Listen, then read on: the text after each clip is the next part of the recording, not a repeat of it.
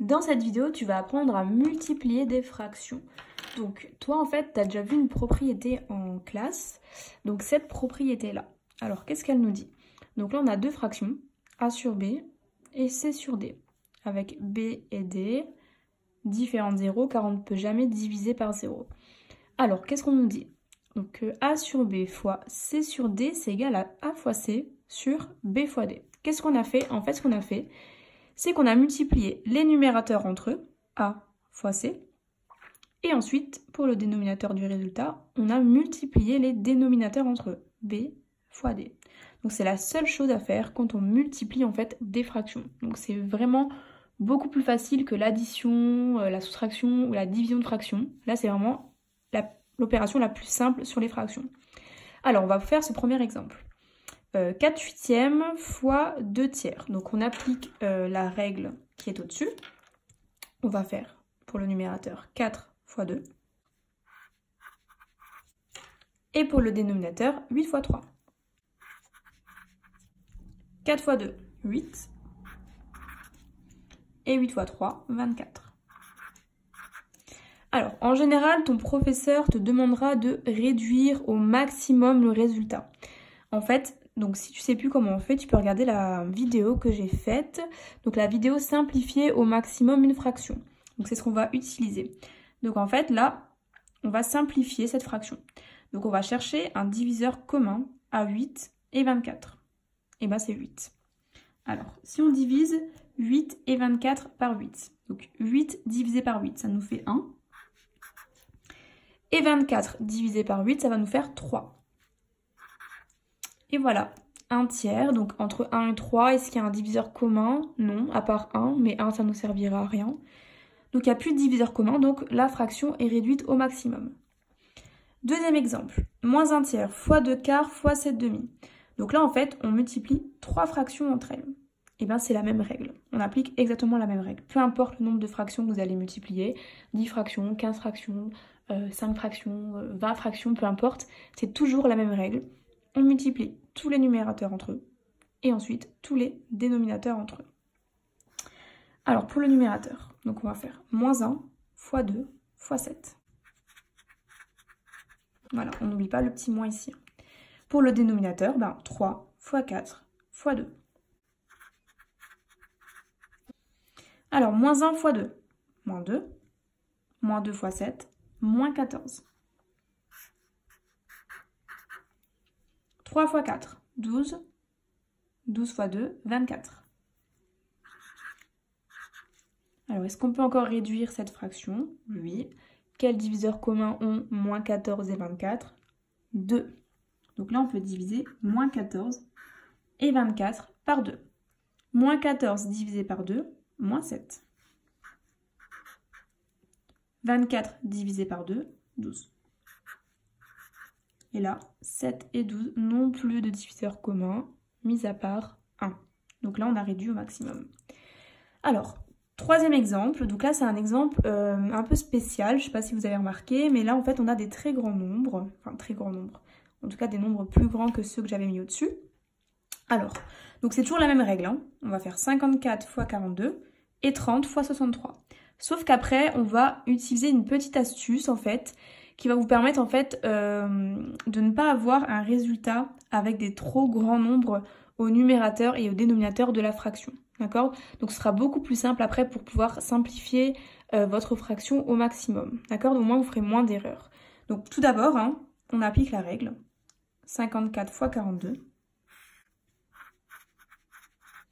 Et ici, 30 fois 63.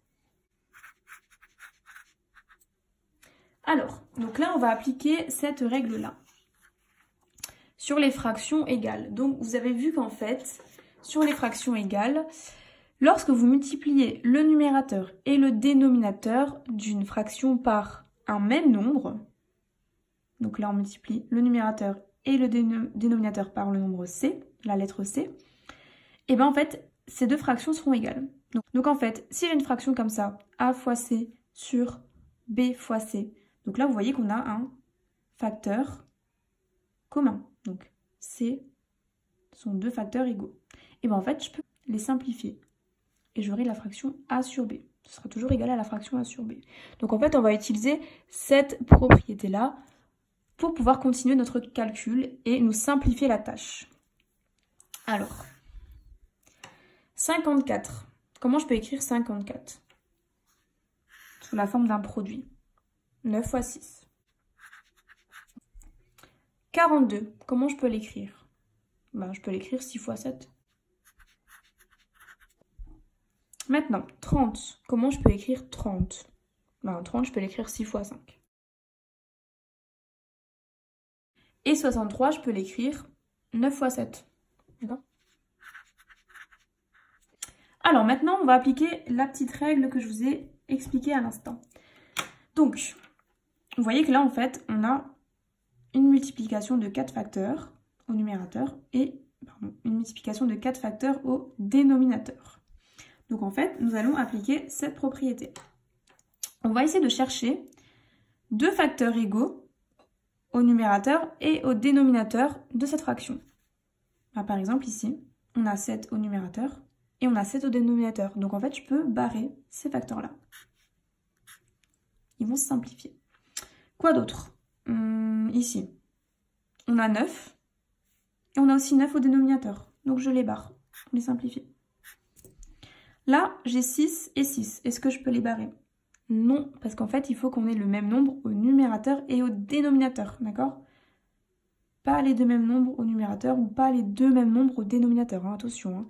Si vous simplifiez de nombres, il faut qu'il y en ait un sur le numérateur et un sur le dénominateur. Donc là, le 6 ici, je peux le simplifier avec le 6 du dénominateur ici. Qu'est-ce qui nous reste en fait maintenant? Une fois que j'ai simplifié tous mes facteurs, il me reste 6 au numérateur et 5 au dénominateur. Donc en fait, c'est égal du coup à 6 cinquièmes. Et là, en fait, ma fraction, elle est déjà réduite au maximum. Donc en fait, je me suis bien simplifié la tâche là, hein. D'accord? Alors maintenant, voici un petit exercice que je vous ai mis. Donc c'est un exercice d'application hein, sur ce qu'on a fait à l'instant. Je vous laisse mettre sur pause, essayer de les faire et dans 5 petites minutes, on va corriger. Alors, donc voilà, on corrige. Donc là, on a 9 tiers fois 6 demi. Donc pareil, ça nous donne quoi? 9 fois 6 sur 3 fois 2. 9 fois 6, 54. 3 fois 2, 6. Alors, là, je vais simplifier ma fraction. Je vais la réduire. Donc 54 et 6. Qu'est-ce qu'ils ont comme diviseur commun? 6. 54 divisé par 6, 9. 6 divisé par 6, 1. Et 9 sur 1, c'est égal à 9. Je rappelle que le trait de fraction représente l'opération de la division. 9 divisé par 1, c'est égal à 9. Donc n'importe quel nombre sur 1, c'est égal au nombre. Ensuite, 10 quarts fois 5 tiers fois 3 sur moins 2. Alors, donc on fait 10 fois 5 fois 3. Pour le numérateur et pour le dénominateur, 4 fois 3 fois moins 2. N'oublie pas le petit moins ici. Hein. Alors, 10 fois 5, 50. Et 50 fois 3, 150. 4 fois 3, 12. 12 fois moins 2, moins 24. Alors, qu'est-ce qu'on a comme diviseur commun ici? On a par exemple 2. D'accord? Donc je divise 150 par 2, ça nous fait 75. Moins 24 divisé par 2, moins 12.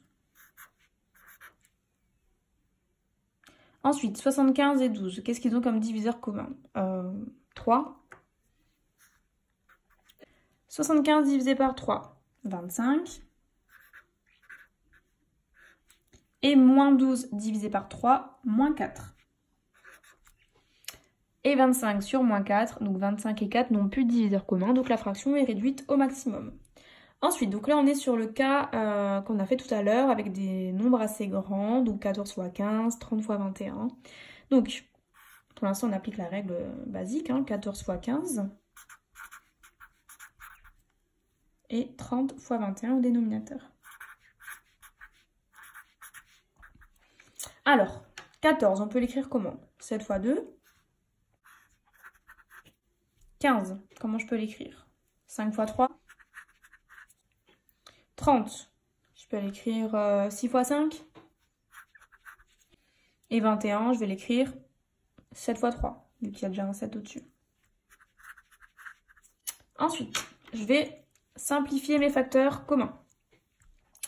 Bah ici 3, je peux le simplifier avec 3. Là j'ai un 5 au numérateur, j'en ai aussi un ici. Les 7 aussi. Qu'est-ce qu'il me reste? Il me reste 2 sixièmes. Est-ce que 2 et 6 ont un diviseur commun? Oui. Lequel? 2. 2 divisé par 2, 1. Et 6 divisé par 2, 3. Et ça nous donne un tiers. Voilà, donc la vidéo est terminée.